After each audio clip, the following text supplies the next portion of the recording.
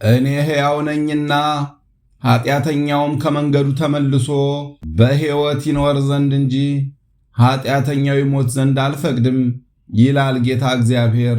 የእስራኤል ቤት ሆይ ተመለሱ፣ ከክፉ መንገዳችሁም ተመለሱ፣ ስለምንስ ትሞታላችሁ በላቸው። ትንቢተ ሕዝቅኤል ምዕራፍ 33 ከቁጥር 11 ጀምሮ። በስመ አብ ወወልድ ወመንፈስ ቅዱስ አሃዱ አምላክ አመ እስራ ወሰብኡ ለሐምሌ በዛቲ ዕለት ኮነ ሰማዕተ ቅዱስ አሞን ዘሀገረ ተርኑጥ። አንድ አምላክ በሆነ በአብ በወልድ በመንፈስ ቅዱስ ስም ሐምሌ 27 በዚች ቀን ተርኑጥ የሚባል አገር ሰው ቅዱስ አሞን በሰማዕትነት አረፈ።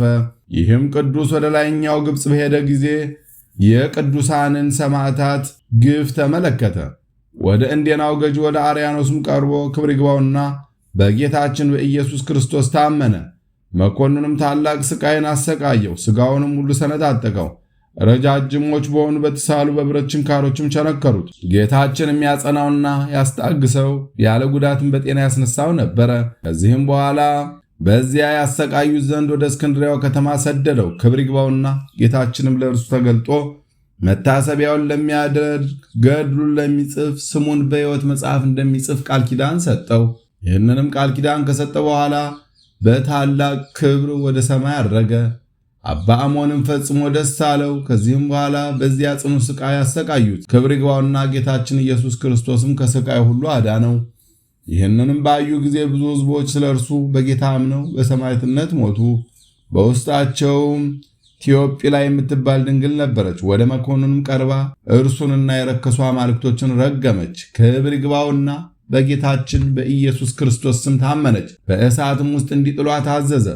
እሳቱም አላቃጠላትም። ከዚህም በኋላ ራሷን በሰይፍ ቆረጡ። የሰማዕትነት አክሊልንም ተቀበለ። ቅዱስ አሞንም ብዙ አሰቃዩት፣ አባለ ዘሩንም ቆረጡ። ከዚህም በኋላ ራሱን በሰይፍ ይቆርጡት ዘንድ መኮንኑ አዞ ቆረጡት። ተጋድሎንም ፈጽሞ የሰማዕትነት አክሊልን ተቀበለ። ለእግዚአብሔር ምስጋና ይሁን፣ እኛንም በዚህ ሰማዕት ጸሎት ይማረን ለዘላለሙ አሜን። በዚች ቀን የነቢዩ ሕዝቅኤል የራእዩ መታሰቢያ ነው። የወንጌላዊው ዮሐንስም በእስክንድሪያ ቤተ ክርስቲያኑ የከበረችበት ነው። የአዳም ልጅ ሴት ያረፈበት ነው። ሴትም 205 ዓመት ኖረ፣ ሄኖስንም ወለደው።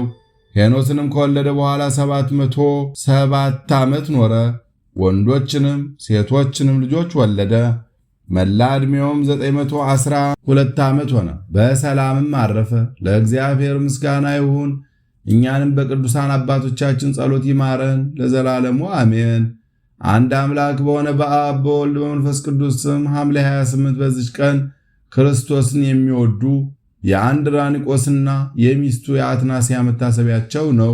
ምስጋና ይሁን ለአብ ለወልድ ለመንፈስ ቅዱስ አንድ አምላክ በሚሆን ዛሬም ዘወትርም ለዘላለሙ አሜን።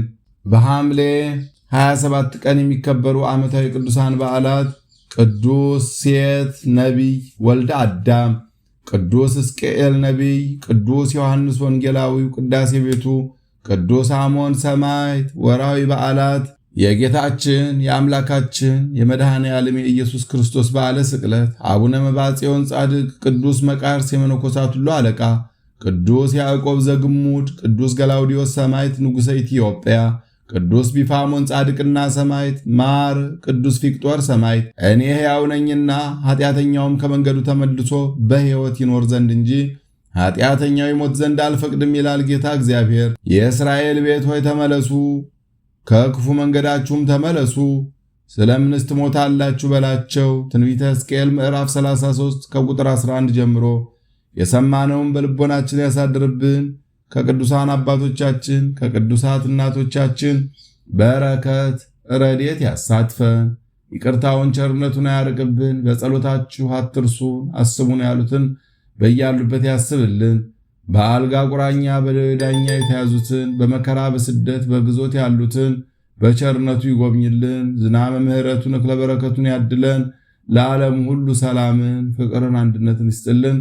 ለብርሃነ መስቀሉ በሰላም ያድርሰን። በላቡነ ዘበሰማያት ይትቀደስ ስምከ ትምጻእ መንግሥትከ ወይኩን ፈቃድከ በከመ በሰማይ ኢየሱስ ክርስቶስ ከመ ይስረይ ለነ ኃጣውኢነ ተማፀነ ብከ ያለ እግዚአብሔር አብይ ኦ እግዚእ ኢየሱስ ክርስቶስ ስራይ ኃጢአቴ ወኃጢአተ ኩሉ ሕዝብከ ማሰራ ኃጢአት እግዚአብሔር ይፍታ። እግዚአብሔር ይባርክ። ሰላም ያሳደረ ሰላም ያውለን፣ ሰላም ያዋለ ሰላም ያሳድረን። ይቆየን።